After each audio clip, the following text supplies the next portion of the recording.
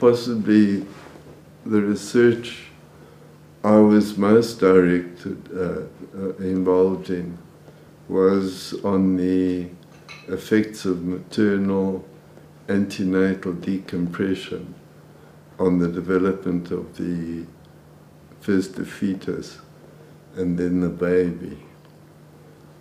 The concept was initiated and applied by the professor of obstetrics and gynecology at Wits Medical School, someone called Haynes.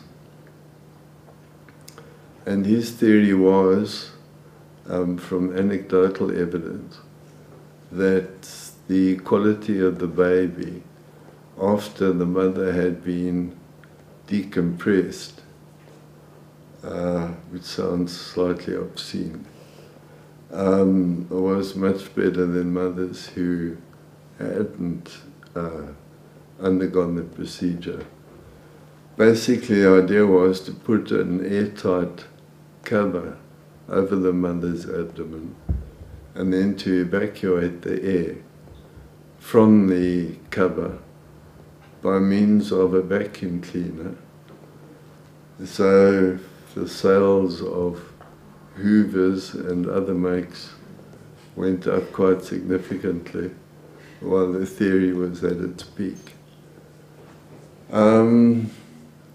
This was done intermittently at first, at various stages of the fetus's development. And objective testing obviously was needed.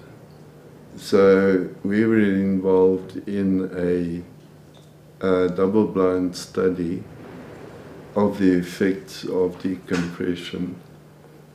The investigator and the mother were kept unaware of whether they were receiving antenatal decompression or whether it was just a sham pump.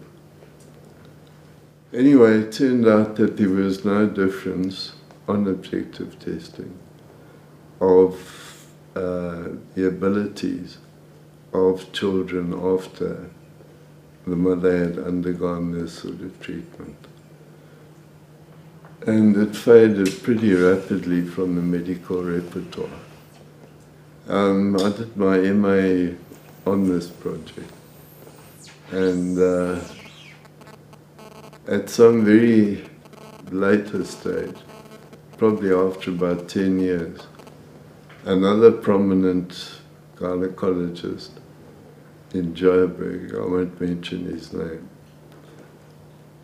decided that there was some value still in antenatal decompression and that the early work hadn't applied it long enough.